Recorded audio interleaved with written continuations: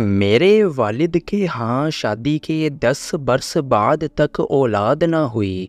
Doctor, حکیم، پیر، فقیر، دوادار اور تعویذ گنڈے آزما لیے، لیکن ثمر مراد جھولی میں نہ آیا۔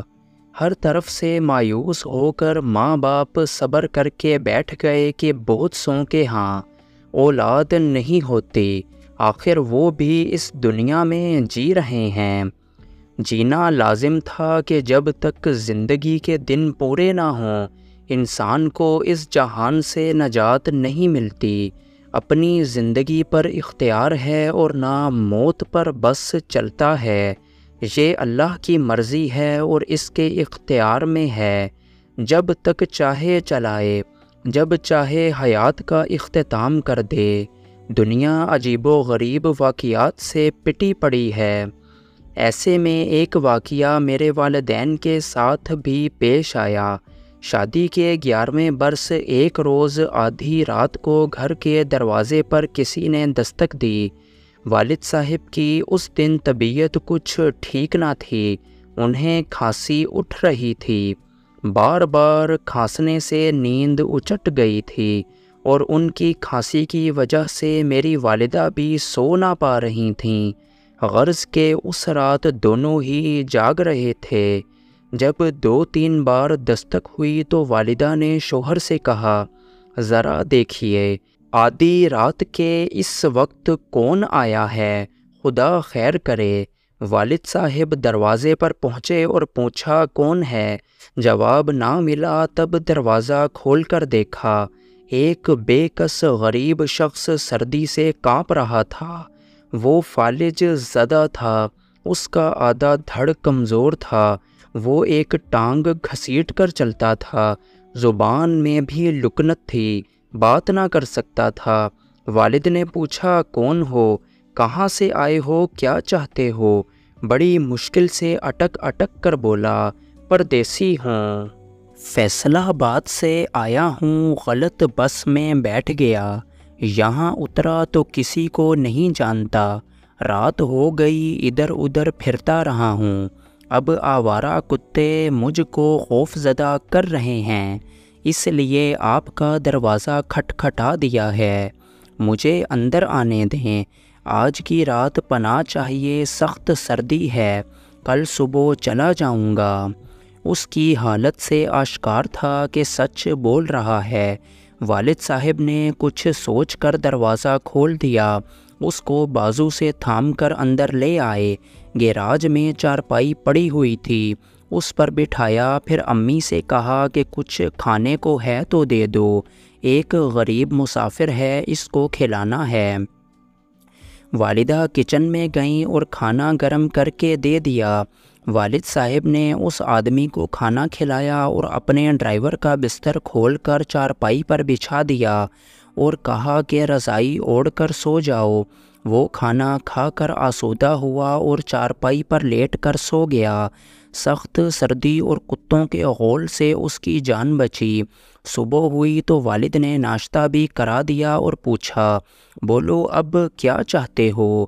اس نے اسی طرح بہت دشواری سے اٹک اٹک کر کہا کہ فیصل آباد جانے والی بس میں سوار کرا دیں۔ صبح ڈرائیور آ گیا۔ والد نے اس کو ٹکٹ کی رقم دے کر کہا کہ جاؤ اس غریب آدمی کو مطلوبہ بس میں بٹھا کر آ جاؤ۔ چلتے وقت اس بے کس نے ہاتھ اٹھا کر دعا دی، خدا تمہارے بچوں کو سلامت رکھے۔ والد صاحب نے کہا تمہاری دعا اپنی جگہ، لیکن میاں افسوس کہ شادی کے 11 برسوں بعد بھی اللہ نے مجھے اس نعمت سے محروم رکھا ہے جس کو اولاد کہا جاتا ہے، لہٰذا یہ دعا میرے کام کی نہیں ہے، کوئی اور دعا دو۔ اس شخص نے جیب سے ایک پڑیا نکالی اور بولا، اللہ تعالیٰ تم کو ضرور اولاد کی نعمت سے نوازے گا۔ یہ پڑیا ہے، اس میں میرے پیر و مرشد کی عطا کردہ راکھ ہے، آدھی تم پانی سے پھانک لینا اور آدھی اپنی بیوی کو کھلا دینا، انشاءاللہ جلد اولاد کی خوشخبری ملے گی۔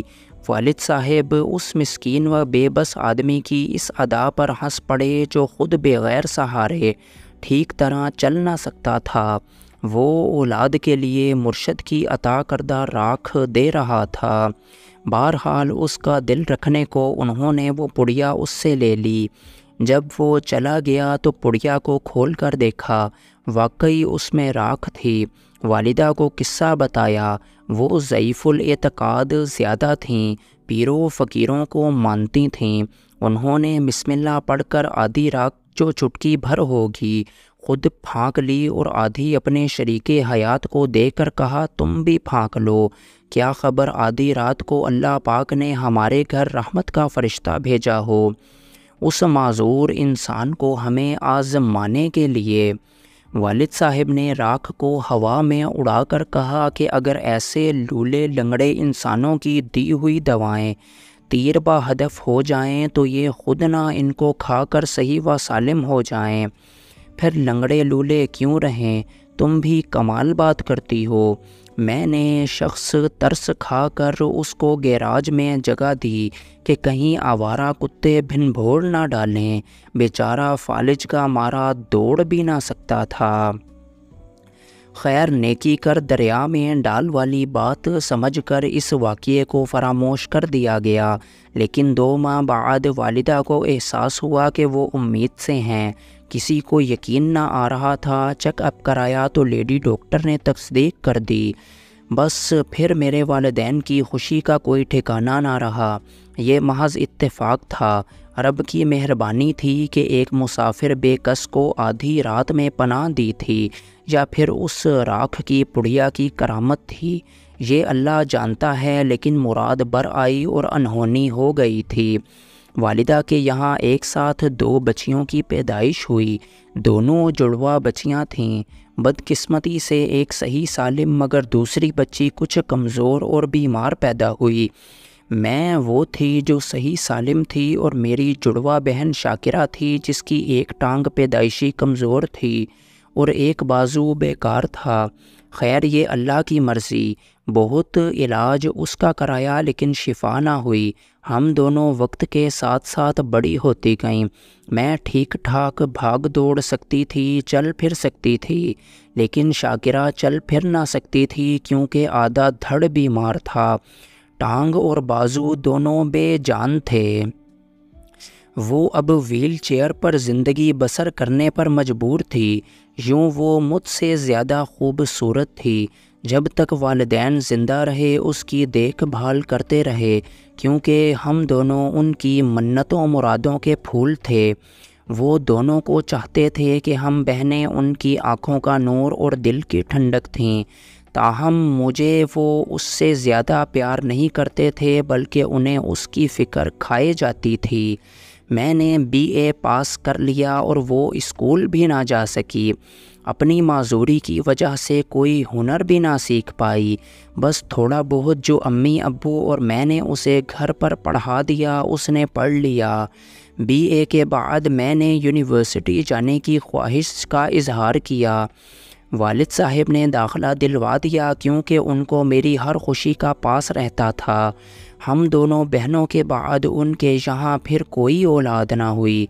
ہم ہی ان کا سب کچھ تھے۔ جب میں نے MA کر لیا والدین کو میری شادی کی فکر ہوئی۔ انہی دنوں مجھے اپنے کلاس فیلو ریحان نے پرپوز کیا، جو مجھ سے محبت کرنے لگا تھا۔ میں بھی اسے پسند کرتی تھی۔ اس نے شادی کے لیے کہا تو میں نے جواب دیا، اپنے والدین کو ہمارے گھر بھیجو، امی ابو ہاں کر دیں گے تو ہماری شادی ہو جائے گی۔ وہ اپنے والدین کے ہمراہ ہمارے گھر آیا۔ میرے والدین نے اسے پسند کر لیا لیکن ساتھ عجیب شرط رکھ دی کہ اگر اس کے والدین اپنے دوسرے بیٹے کے لیے شاکرہ کا رشتہ قبول کر لیں تو وہ میرا بیاہ ریحان سے کر دیں گے ورنہ انکار ہے۔ یہ شرط سن کر اس کے والدین سکتے میں آ گئے، کیونکہ شاکرہ اگرچہ خوبصورت تھی، پڑھی لکھی بھی نہ تھی۔ بہرحال اس وقت انہوں نے یہی جواب دیا کہ سوچ کر بتائیں گے، لیکن گھر جا کر اس معاملے پر سرد مہری اختیار کر لی گئی۔ ریحان کو مجھ سے بہت محبت تھی اور وہ میرے علاوہ کسی اور سے شادی نہ کرنا چاہتا تھا۔ یہی حال میرا بھی تھا، لیکن اس کے والدین میرے والدین کی شرط پوری کرنے سے قاصر تھے۔ ریحان کا ایک ہی چھوٹا بھائی تھا جو انجینئرنگ کے آخری سال میں تھا۔ جب اس نے والدین کی زبانی میرے گھر والوں کی شرط کا سنا تو ریحان کی خاطر اس نے شاکرہ کو دیکھنے کی خواہش کا اظہار کیا۔ دراصل وہ اپنے بھائی سے بہت محبت کرتا تھا اور ریحان کو کسی صورت مایوس دیکھنا نہ چاہتا تھا۔ اصرار کر کے وہ والدین کو ہمارے گھر لایا۔ اس کا نام فیضان تھا۔ فیضان شاکرہ سے ملا، کچھ دیر باتیں کیں، پھر اس نے میرے اور اپنے والدین کو رضامندی کا عندیہ دے دیا کہ وہ شاکرہ سے شادی کرے گا۔ یہ ایک بہت بڑی خوشخبری تھی میرے والدین کے لیے، مگر ریحان کے ماں باپ بالکل خوش نہ تھے۔ ایک بیٹے کی خوشی کی خاطر دوسرا قربانی کا بکرا بن گیا۔ ایک معذور لڑکی کو قبول کر رہا تھا۔ والدین کو فیضان نے تعویلیں دے کر قائل کر لیا۔ یوں ہم دونوں بہنوں کی شادی ایک ہی گھرانے میں دو بھائیوں سے ہو گئی۔ پہلے شاکرہ دلہن بنی اور پیا گھر رخصت ہو گئی۔ ویل چیئر پر وہ اپنے ساتھ جہیز میں اور بھی بہت کچھ لے کر گئی۔ دوسرے روز میرا نکاح اور پھر رخصتی ہو گئی۔ یہ ایک انہونی تھی جو ہو گئی۔ میرے دیور نے ہم پر رحم کھا کر شاکرہ سے شادی نہیں کی تھی۔ ان کا کہنا ہے کہ اسے پہلی نظر دیکھتے ہی محبت ہو گئی تھی۔ ویل چیئر پر بیٹھی ایک معذور لڑکی کی معصوم صورت نے جانے فیضان پر کیا جادو کیا کہ اس کی معذوری بھی ارادے کی راہ میں حائل نہ ہو سکی، اور دونوں آج نہایت کامیاب ازدواجی زندگی گزار رہے ہیں۔ خدا کی قدرت کہ ہم ابھی تک اولاد سے محروم ہیں، لیکن فیضان اور شاکرہ کو اللہ تعالیٰ نے 4 پیارے پیارے بچوں سے نوازا ہے جن کو ہم اپنے بچے سمجھتے ہیں۔ یہ اللہ کی دین ہے، جس کو چاہے جو دے، جس پر جب چاہے مہربان ہو جائے۔ اپنی حکمتیں وہ خود جانتا ہے، جو راز ہم نہیں جان سکتے وہ ان رازوں کا امین ہے۔ ہم اب بھی ایک ساتھ رہتے ہیں۔ میری بہن اولاد جنم دینے کے قابل ہے لیکن پال نہیں سکتی، لہٰذا ان کی اولادوں کو میں نے بہت پیار سے اپنے بچے سمجھ کر پالا ہے۔ یہ بچے مجھے بڑی امی اور اپنی سگی ماں کو چھوٹی امی کہتے ہیں، اور ہم چاروں ان سے اس قدر محبت کرتے ہیں کہ ان کی وجہ سے علیحدہ نہیں ہوتے، اکٹھے رہتے ہیں۔